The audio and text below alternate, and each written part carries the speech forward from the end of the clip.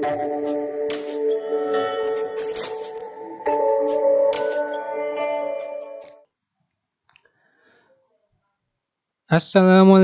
warahmatullahi wabarakatuh. Kembali lagi dengan Kimia Edukasi.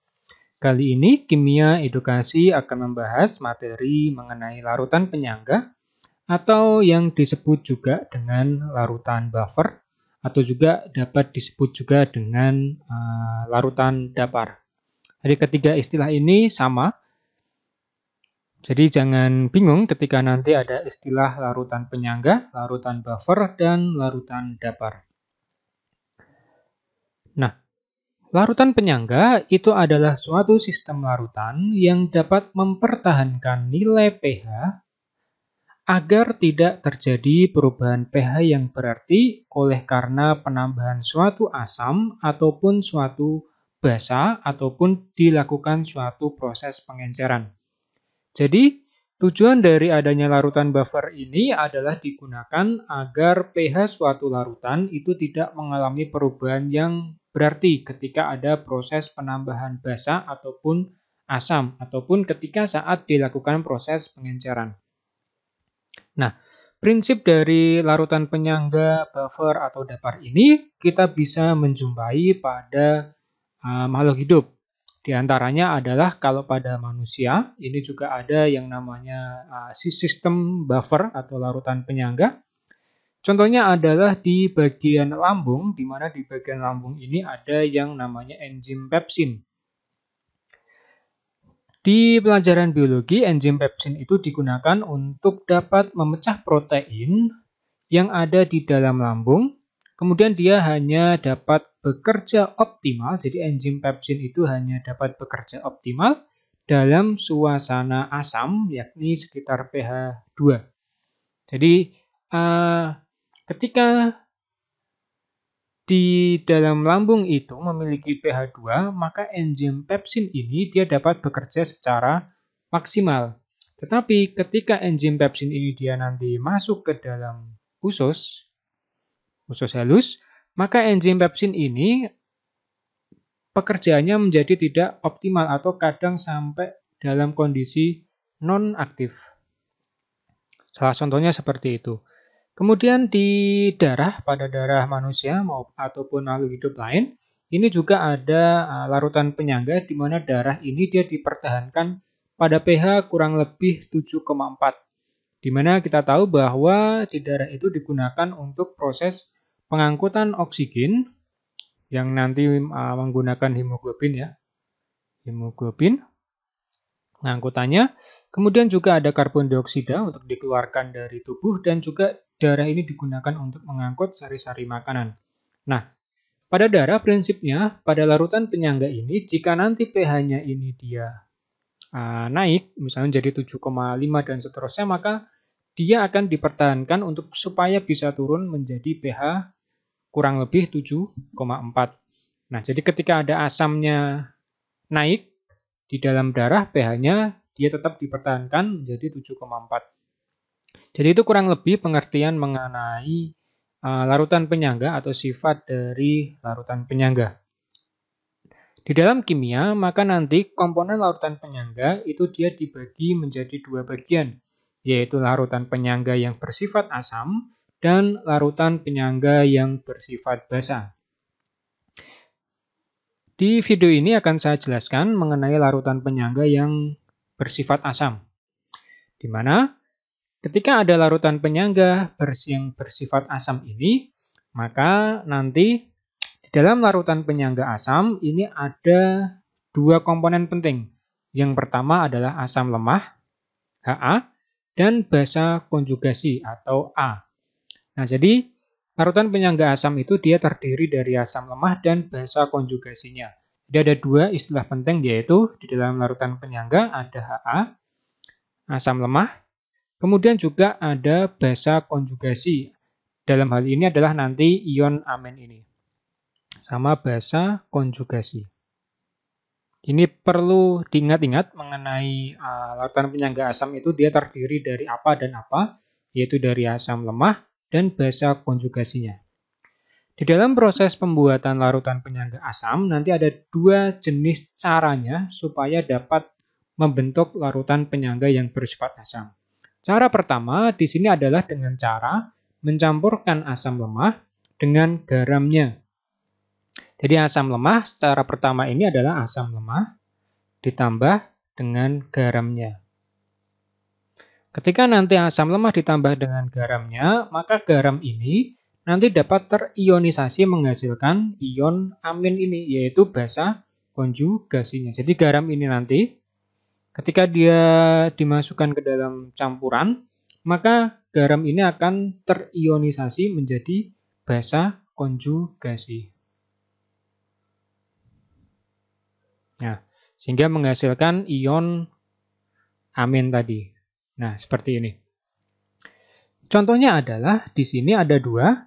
Jadi ketika ada CH3COOH, jadi ada CH3COOH dicampur dengan CH3COONA. Nah, ini nanti ketika dicampurkan akan menjadi larutan penyangga asam. CH3COOH kita tahu bahwa ini adalah asam lemah. Kemudian CH3COONA ini adalah garamnya. Jadi garamnya ini maksudnya adalah garam yang terbentuk dari komponen asam lemah seperti itu. Di sini ada CH3COO, di sini juga ada CH3COO. Nah, ketika ini dicampurkan, maka nanti akan terjadi suatu reaksi ionisasi. CH3COOH-nya ini nanti akan menjadi ion H+ sama CH3COO-, sedangkan CH3COONA ini nanti akan terionisasi juga menjadi Na+ sama CH3COO-. Nah, pada CH3COONA ini nanti berarti di sini terjadi suatu reaksi menjadi Na+ plus CH3COO-. Nah, kita tahu bahwa larutan penyangga itu terdiri dari asam lemah dan basa konjugasinya. CH3COO- ini adalah sebagai basa konjugasi. Yaitu dia berarti di sini adalah ion aminnya. Basa konjugasi ini adalah yang memiliki karakteristik sama dengan CH3COOH. Jadi di bagian sini ada CH3COO-nya, bagian ini. Kemudian di bagian basa konjugasinya, di bagian ini juga harus ada struktur yang sama dengan CH3COOH ini. Jadi sama-sama dua-duanya sehingga dapat dikatakan sebagai basa konjugasi. Jadi itu pertama cara pencampurannya asam lemah sama garamnya. Kemudian yang kedua, ini tidak kelihatan ya, ini saya hapus dulu.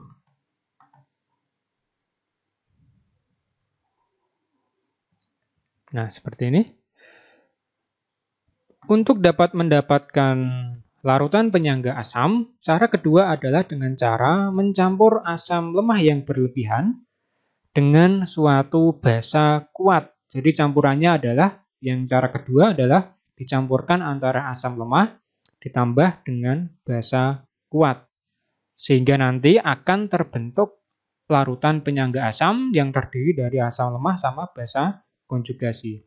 Contohnya adalah di sini larutan penyangga terbentuk dari 100 ml CH3COOH 0,1 m dan 50 ml NaOH 0,1 m.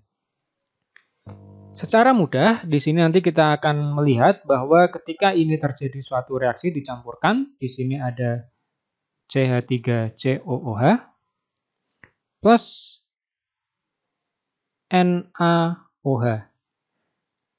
Ini kita belum ke perhitungan ya, nanti di bawah akan saya buatkan perhitungannya. CH3COOH ini adalah sebagai asam lemah, kemudian NaOH ini sebagai basa kuat. Dari reaksi ini kemudian dapat membentuk yang namanya NaCH3COO plus H2O. Jadi ketika terjadi reaksi antara CH3COOH sama NaOH, maka akan membentuk NaCH3COO plus H2O. Kok bisa seperti ini? Ini kalau dijabarkan, pada CH3COOH ini nanti akan terion menjadi CH3COO- plus H+. Kemudian yang NaOH nanti akan terion menjadi Na plus OH-. Nah, seperti ini. CH3COO sama yang min nanti akan ketemu plus, yang plus ketemu min. Nah ini, sehingga ini terjadi reaksi, kemudian membentuk NaCH3COO. Sedangkan yang H plus dan OH min ini akan terjadi reaksi juga menjadi yang namanya H2O. Jadi seperti itu caranya. Nah, di sini kenapa kok bisa membentuk larutan penyangga? Karena di sini ada asam lemah. Di bagian ini ada asam lemah. Kemudian di sini ada NaCH3COO sebagai garamnya. Garamnya dari apa? Garamnya dari asam lemah ini.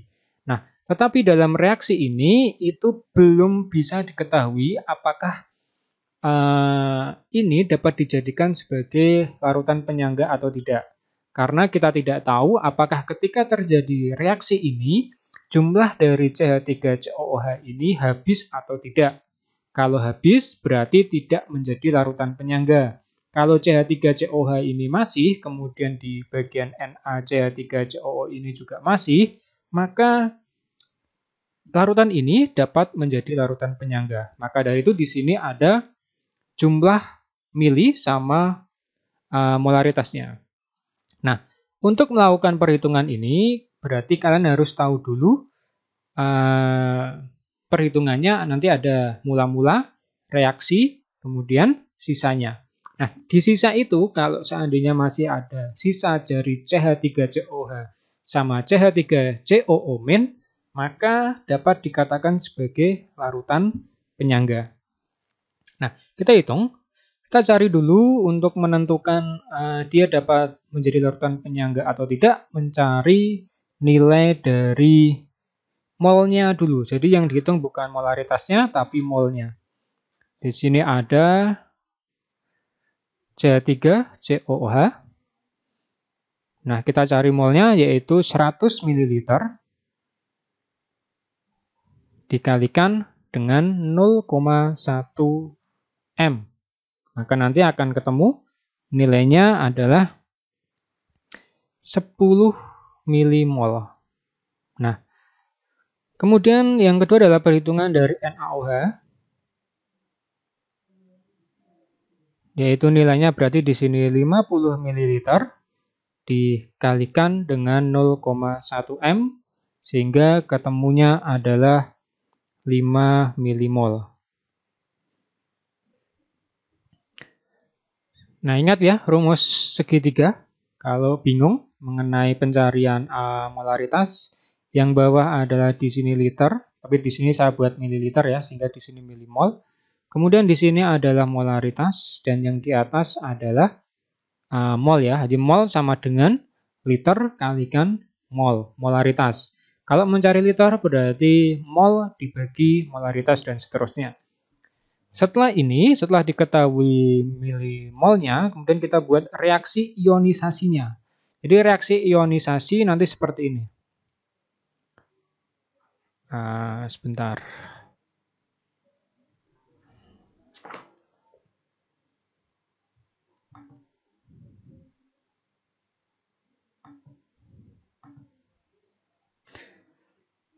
Nanti di sini ada mula-mula,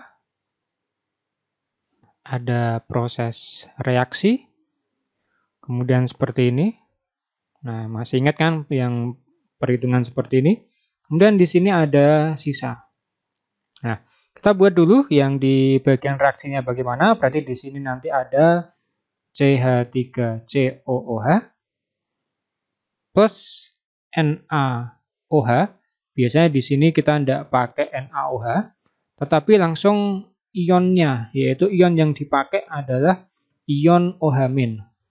Jadi langsung pakai yang posisi OH- ini. Jadi Na-nya tidak perlu dimasukkan. OH-, kemudian terjadi reaksi membentuk CH3COO main plus H2O. H2O ini berasal dari H+ yang ada di sini. Ini kan terion menjadi CH3COO min plus H+. Kemudian di sini ada OH min, H+-nya akan ketemu dengan OH min membentuk H2O. Nah, mula-mulanya di sini adalah CH3COO-nya adalah 10 mmol, saya tidak tulis satuannya ya. Kemudian OH-nya adalah diambil dari nilai NaOH, yaitu 5 mmol. Karena di sini mula-mula itu belum terjadi reaksi, maka di sini kita straight seperti ini. Jadi karena belum terjadi suatu reaksi. Setelah itu, ketika terjadi suatu reaksi, kita lihat perbandingannya. Reaksi yang terjadi adalah dilihat mana yang habis dulu. Jadi kalau seandainya ini misalnya kita ambil yang nilai dari 10 seperti ini, maka di sini kan ketemunya 0. Tapi kalau di sini 10, maka karena di sini koefisiennya 1 semua, maka di sini juga harus 10. Maka di sini jadi min 5. Ini tidak mungkin terjadi suatu reaksi. Maka yang diambil untuk membuat reaksi ini adalah yang habis terlebih dahulu dari reaksinya. Sehingga yang dipakai adalah yang OH min ini. OH min diturunkan yaitu posisinya 5.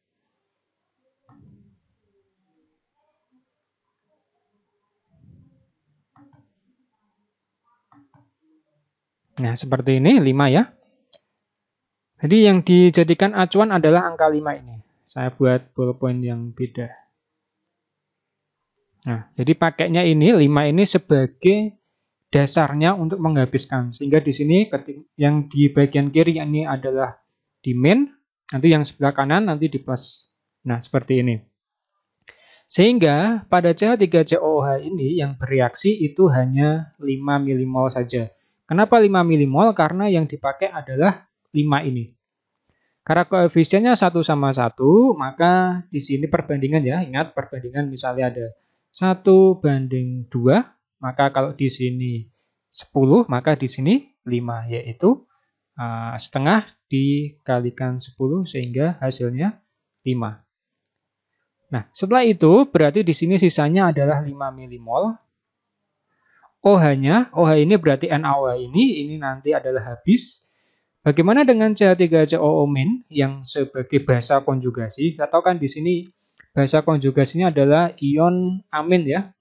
Maka ini sebagai basa konjugasi. Nah, ketika basa konjugasi ini koefisiennya 1, karena diambilnya adalah posisi yang 5, maka di sini juga 5, H2O juga 5. Sehingga hasil sisanya di sini ketemu 5 mmol, di sini ketemu 5 mmol. Nah, dari sini akan kelihatan sisa dari reaksi yang terjadi dari proses ini itu adalah masih mengandung asam lemahnya. Nah, ini ya, asam lemah. Sisanya 5 mmol, berarti masih ada sisa di dalam larutannya. Kemudian ada masih sisa basa konjugasi sebanyak 5 mmol ini sebagai basa konjugasi. Nah, sebagai basa konjugasi ya di sini. Karena di sini masih ada asam lemah dan basa konjugasinya, kita tahu bahwa larutan penyangga terdiri dari asam lemah dan basa konjugasinya. Maka campuran dari asam lemah dan basa kuat ini dapat menjadi larutan penyangga. Nah, seperti itu.